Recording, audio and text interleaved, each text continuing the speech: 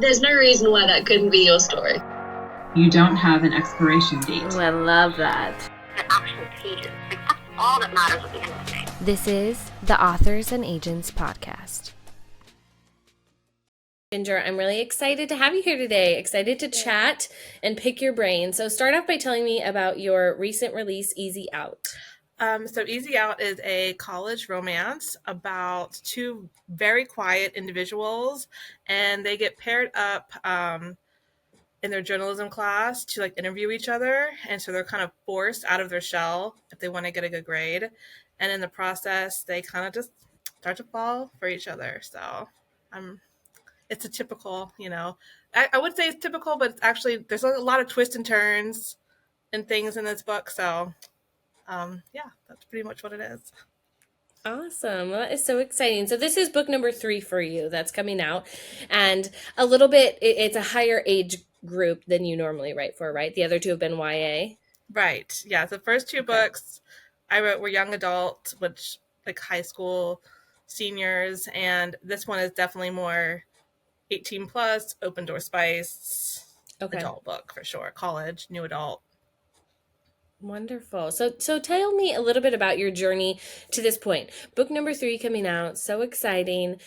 How has it looked through publishing for you? Well, I still feel like I'm starting brand new. I have no idea what I'm doing. It's such a learning process. I started writing my first book during the pandemic because I had really nothing else to do, and the stories just kind of came to me, and it's always been something I've wanted to do. And so I just took the time and started writing. And I would say it's been an easy journey in the sense that it's really not that hard to become self-published. Like you literally just write your book, upload it to Amazon, and now you're a published author. But it's been difficult in the sense of like all the hiccups and learning as you go is trial and error is very hard. It's hard emotionally.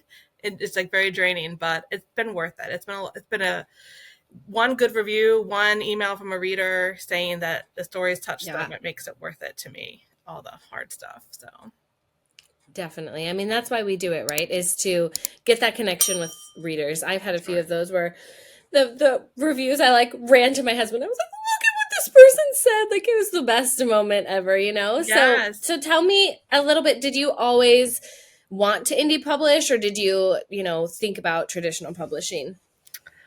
I think indie publishing was always the way for me. I kind of feel like I don't want to say I fell into this career, but I have never been a finisher of like, I've been a career jumper my whole life. I've always, before this, I was a graphic designer. And before that, I did something else. And it was always, at one point I was like taking interior design classes. Like, I don't even know what I thought I was doing there. Clearly not that.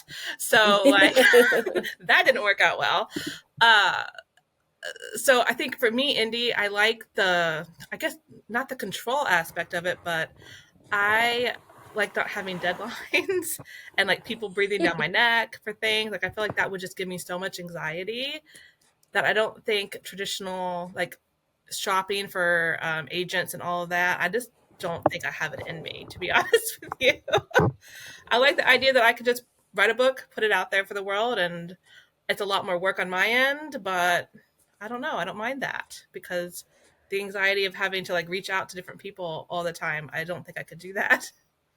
Well, also this path gives you the opportunity to kind of jump around into different roles, right? So that you probably enjoy that, right? Like you get to do the author stuff, the editing, the writing, but then you get to do the marketing, the business. Like you get to be a little career jumper all for yourself. I do. It's made for me. Like the one class I took in college was marketing and surprisingly speech. Who knew? Look how well that worked out for me now. And I do like the marketing aspect. Like I do, yeah. I think my ADHD like goes well with all of these different things that you have to do. Yeah. You found the sweet spot. So in your last 3 years, because your first book came out in 2021. So year 3, indie publishing. Tell me your favorite part so far and your least favorite part. So I think my favorite part is the community, whether it be authors or readers or just whatever. I just feel like so supported. I mean, sometimes people aren't very nice, but for the most part, everyone is so sweet and nice and helpful. And I mean, you really just can't find a better place to be. I mean, the book world in general, I just feel just embraces the best. Like, there's never, I mean, in some careers, you feel like it's you're fighting to get to the top and to beat out other people. And I just feel like in this, like, oh, you wrote a college romance. I love college romance. I want to read more of that. I want to, you know, there's never, you're not fighting for anything. You're just sharing. And I love the community. My least favorite part is there's so much to learn. Like I feel like every time I put out a new book, I mess up or I do something wrong, and there's always something I could do better or I wish I did better. But then it's also very forgivable at the same time, indie publishing. It's like you mess up, it's like, you know, new day tomorrow. Like, no big deal. Yeah. Yeah, definitely. Yeah, you mess up, but okay, you can probably pivot from there and, you know, try a different tactic. And most people don't even notice that you're messing up. Like, you're the only one who really knows that you completely messed up. Spelled a word wrong. I totally meant to do that. That's how I meant for it to be spelled. Yes, that was on purpose. You didn't know? Oh my gosh. She's the best speller. I'm not the best speller.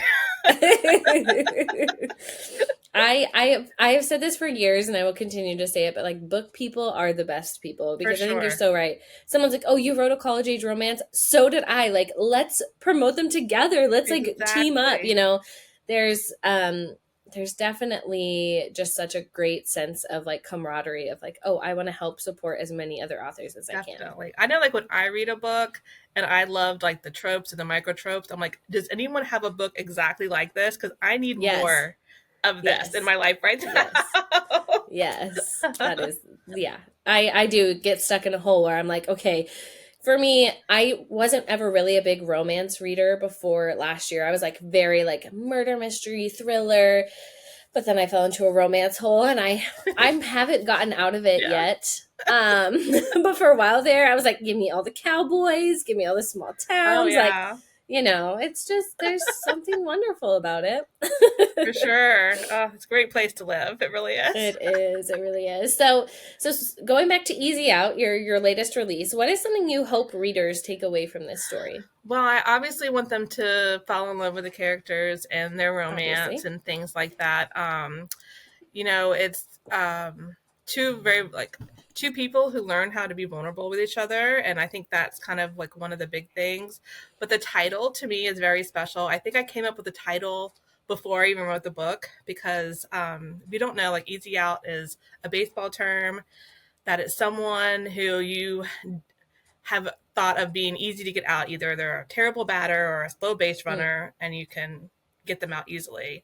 And so I guess as my readers read the book, I want them to think about themselves and that other people will always underestimate you in life as long as you don't like underestimate yourself.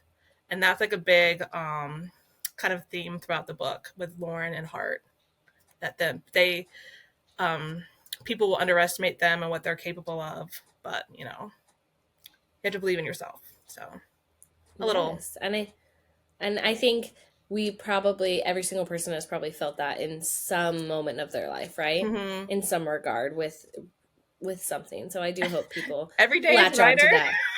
Yeah. Every single day. Pretty much. Every single time I sit down at my computer, that's how I feel. Yes. All the time. So when you love to read and you're reading for pleasure, who are some of your favorite authors to read? These are such hard questions. Like there is so just some. I know. Just some. So let me just do like a small little. I wrote them down because I didn't want to forget like my top. I mean, I love Emily Henry, Ali Hazelwood, Abby Jimenez, Hannah Bonham Young is a big one that I really like. She's just one of the first. I remember I read her book way before. Okay, I'm just gonna put it out there. You were a true follower at the beginning. S.J. Tilly, Megan Brandy, Sarah Nay. It really just depends. Like Ruby Dixon, I'm like an Ice Planet Barbarian nut. I love her. Blue Aliens. I will read any book and any author at least once to decide if I like it. There is no genre, no type of species that I won't touch.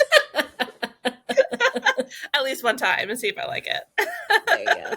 Have you read any that include dinosaurs? Because I saw one that was like a romance with a mega raptor, and my 4-year-old is like super into dinosaurs, and I was like, I don't know if I could read this because it might like change the way I view dinosaurs for the rest of my life. I have not read a mega raptor yet, but I would not go to say it's not on my TBR somewhere. Well, if you read it, Ginger, please tell me. I will. What you thought about it. I will. There's definitely a Minotaur somewhere on my. I'm TBR. sure. Yeah. Yeah. That doesn't surprise me. That feels more believable than at least it's half mega. man. Yeah. Yes. Yeah. For sure. Not just like a raptor. Exactly. But hey, I mean, there's someone to for each their own. everybody. Yes, to each their own. So I would love for you to share some advice with aspiring authors, thinking back to yourself during the pandemic when you really started to get down to it and want to write, what advice would you give to your younger self? I would say imposter syndrome is going to get you no matter what. So just forget about it. Like you're always going to feel that, and to focus on the story and the characters, because that's what the main thing is. Like without, that's the goal, is put out a good story with the good characters and give people something that they can relate to. If you put out a story with heart, then you're going to touch people.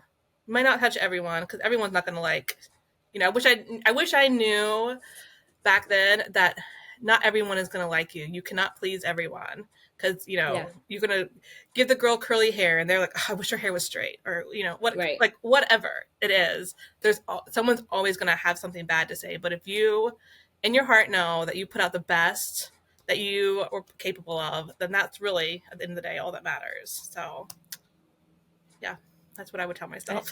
And you're going to make mistakes and you can get over it. It'll be fine. Yeah. It'll be okay. Yes. I think that's great advice. I think too often we get lost in trying to write for reviews or for other people. Yeah. And I remember seeing one author post like a comparison of the reviews that her book got, where it was like, someone was like, this book is too slow, and the other review was like, this book is so fast paced, like I couldn't even get a handle on it. Like everything was opposite. Totally. Like you're never going to be able to please everybody. Mm-hmm. Yeah. And I love that. Like focus on the story, focus on writing what you feel is the best for the story, because that's really all you can do. You can't sit there and be like, really what is this one reviewer gonna think? Yeah, and you have to be happy with it. I mean, I've even gotten, from even ARC readers or beta readers saying, oh, I think it should be like this. Well, I'm glad you think that, but I really like what I had the first time. Yes. Because I'm sold on this. Like, yeah. And I think that comes with time and experience too. Like I remember in my beginning author stages being I first of all had too many beta readers, like too many cooks in the kitchen, all giving me different advice, but also just feeling like I had to do what the beta readers said, even though I disagreed with it. And I think you have to get to a certain point where you're like, no, I'm confident that this is what I want the story to be. I don't want to do that. Totally. And like, even like with this book, I've got some feedback. And then I reread those parts and I'm like, you know what? They are right. Like this could be worked a little differently. So it's more, this person is more approachable or, whatever. Like I could see where they're coming from. So I'm not totally like against advice. No. But I'm also like, I wrote this story for a reason. And I think as an author, you have to stand by that. If you don't back up your work, then, and your reasoning, then what are you doing? Like what's the purpose of it? Because then you're writing for other people and not for yourself. Yeah. So. I think you've got to figure out that line of, okay, yes, this is good feedback that I'm going to accept, but there are things that, I'm not going to bend on. Right. And I don't think that is wrong in any way. I think we all are like that with different aspects of our story. For sure. So my next question is a two-parter. So I'd love to know what you most enjoy about writing, and then what is the most challenging thing about the actual act of writing for you. Yeah. Well, my favorite thing that I love is creating the characters and adding their little quirks and their characteristics, and like if they have scars and the backstory behind the scars, or just like whatever it might be, like making a person as individual and unique as possible, because I think that's really what draws. I mean, when I read books, like that's really important to me, is to have a character that's full bodied, that I could see them walking down the street next to me, and it's not just a cartoon character. Like they're a real person, they have real feelings, and there's a reason for those feelings. So that to me is really important, that you see their past and how that shapes their future, and why they are like, why are they afraid of having a relationship with somebody? Is it like, I think that's important for a reader to kind of get the whole story somehow. So creating characters is really fun for me. And I think the most challenging thing for me is kind of almost going back to what we were just talking about, and like cutting out parts of the book that I want in it, but like the characters are like, no, we are not that person. And you need it. We're not doing that. Like that is not happening. Like this book, Easy Out started, I'm like, they're going to be enemies to lovers. They're going to hate each other so much. And they were like, no, we're friends. We love each other. Yeah, like we're friends. We don't hate each other at all. We just don't know each other enough to really like each other yet, but we are not enemies. So you need to just rewrite this whole part. Start from the beginning. So like, and I've done that. Like, even in the other books that I wrote, I had things in there, and I was just thinking, like, my character would not do this. Like, they would be so embarrassed if they did this in public or whatever it was. And so I had to cut it out, and it made me sad because I thought it was a really cool kind of element. But they were like, no, this cannot happen. Rethink it. It's not going to be me. Sometimes, it takes us a little bit to get to know our characters a little deeper, and that just requires a little bit more rewriting. Mm-hmm. And you just need to save those moments, write them down, and maybe they'll work for another character. That's what I'm thinking. Right? I'm like, it's going to work sometime. I'm going to make this happen. Yeah. Yes. If you really love it, you can make it work with somebody else. But you have to keep it original for the other books, and that's one thing I'm like, for the next book, like, what am I going to do? Like, it has to be original. And I just told myself, it's going to be a whole new character. It's going to be original because it's going to be it's a whole new person. The same people don't act the same. Like, they don't act exactly alike. So no. So it sounds to me like you love writing romance. I do. Which is amazing. We can't have enough romance in the world. But if you were to genre hop, try writing something different, what would you want to write?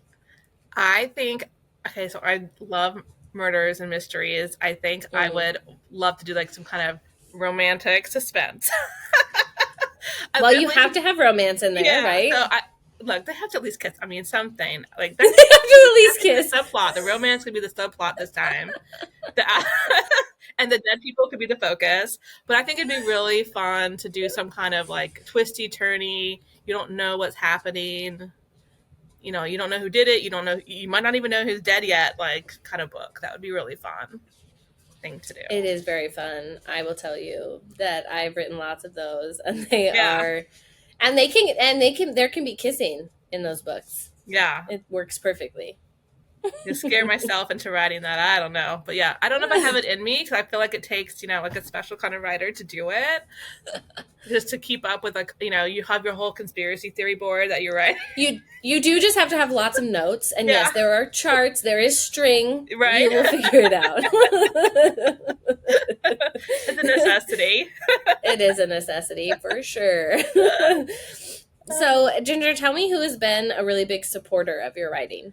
I do feel like I have a good support system with like a community and friends, family. But my husband, hands down, is the biggest supporter. He has yet to read one of my books. I'm working on it. My husband too. I'm trying. He's read the first third of my book that's coming out in a couple months. So It's like slowly I'm giving him chapter by chapter. If I give him too much, he's like overwhelmed. He's like, "How long is this book?" I'm like, it's just 4 pages. Read it. It's okay. It's not big of a deal, man. Like, calm down. Come on, let's go. But yeah, he has yet to read, and I'm hoping one day I can tell him, like, this one's spicy, babe. You might like it. Like, yeah. But this is the behind the scenes support, like doing dishes and cooking dinner and getting kids to school. I mean, we have 3 kids, so like there's always basketball practice or dances or drama club or something going on. Yep. And so having that and honestly, and just realizing like, hey, I have to write tonight, or I'm stressed because I've given myself this deadline and I've got to get this done. And he's like, I'll watch basketball. I'm good. Like, you do what you need to do. I'll find something else to do tonight, or whatever. So yeah, he's definitely the biggest supporter for sure. I think your partner, your live-in love, right, has to definitely be supportive of it, because otherwise because you do have to dedicate time to the actual writing, but then to all the other stuff that goes into being indie published. Mm-hmm. So I'm glad that he's there helping you, because we have 4 kids and it is a lot to handle with running a business, which is basically what this is, right? You've got your own little small business, and I'm glad. Although we need to get him to read the book. And like creativity, I mean, it just comes and goes at any given moment. And it's like, yes, it hits you like, I got to go do this right now. Like, if I don't write this down, I will forget it, or, whatever. So, yes. I always love to text him updates of like, I wrote this many words today. And he's like, great. He's like, I have no idea what, like, means nothing to me, but awesome. If you're happy, it must be good. Yeah. He's a very good cheerleader. I just got the proof copy of my latest book. Oh, that's like the best. I know. He's like, sign this for me. Aww. And I was like, it's got a watermark on the front, but okay, like. And he was like, it's so big. Like, how many pages in this? And he just always sits there. He's like, I don't understand how your brain works this way. He's not a writer. He's not a reader. Yeah. So it always makes me feel extra special, though, because I feel like he's like very proud. I love that. That's awesome.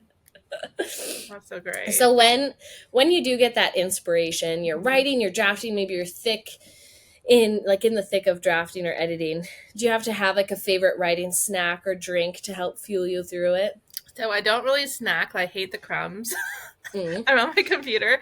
I do like take snack breaks, and I love like a good potato chip or chocolate bar situation, like any kind of chip and dip. Like, I'm all over it. Yeah. But Diet Coke, like, there would be no book written if it wasn't fueled by Diet Coke.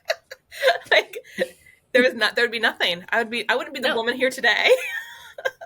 Absolutely not. That is my drink of choice, and I won't even hands down. I don't care if it's bad for me. So I will take zero opinions on Diet Coke. When you're in a restaurant and you're like, do you have Coke products? And they're like, no, is Pepsi okay? I'm always like, absolutely not. Yeah, no, water. Sorry. It is. Thank you. I know, like, thanks like, for being we terrible. Stop by 7-Eleven on the way home. Yeah. Sometimes I'm with people and I do that and they're like, that's so rude. And I'm like, I don't care. Like, Pepsi is gross. I'm not going to drink a Diet Pepsi. It isn't the same. It's not satisfying. It doesn't do it for me. No, it really doesn't. And people are like, they taste the same. I'm like, no, they taste completely different. No way. Well, I'm with you there. Diet Coke is everything. Definitely for sure. Definitely. Yeah. So I just have one last question for you. It's not hard. I promise. It's not. It sounds hard, but it's not. I'd love to know what your favorite book is right now, not of all time, just something you've read recently that you're like, this was really good. I want to tell people about it. It's like the hardest question of the day.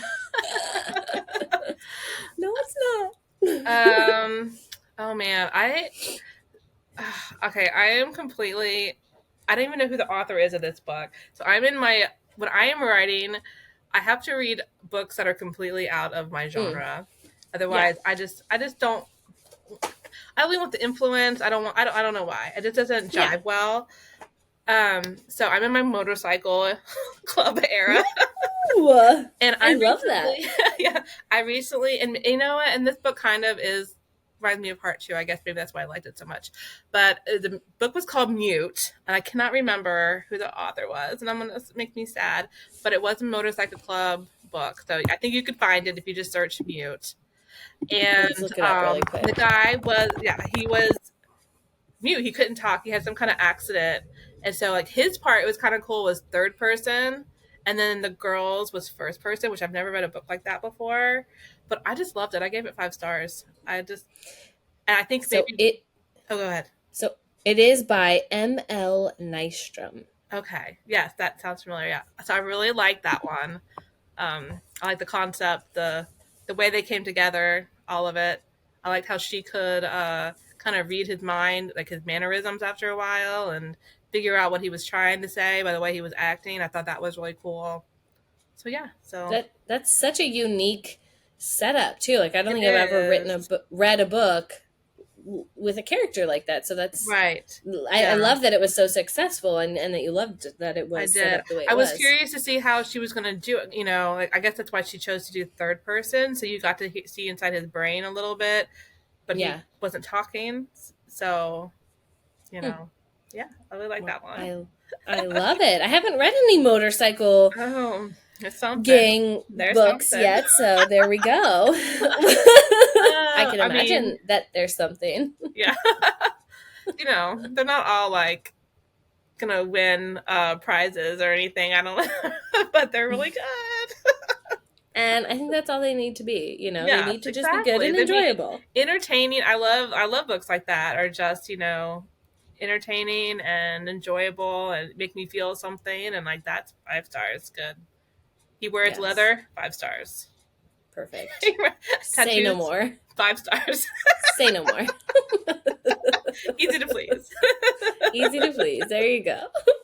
Well, Ginger, I'm so excited for Easy Out, for people to Thank you. fall in love with this book and have your third book out. And I'm sure you have more exciting things down the pipeline, and I can't wait to see what else you accomplish. Awesome. Thank you so much. I appreciate you having me on your podcast.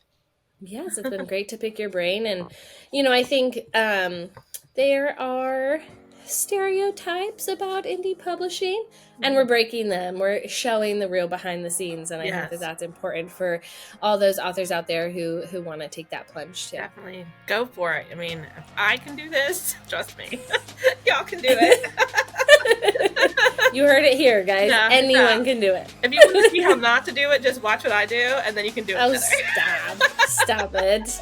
Go look at her Instagram. It's beautiful. It's Oh. very curated and matchy. I try. You do great. Thank you.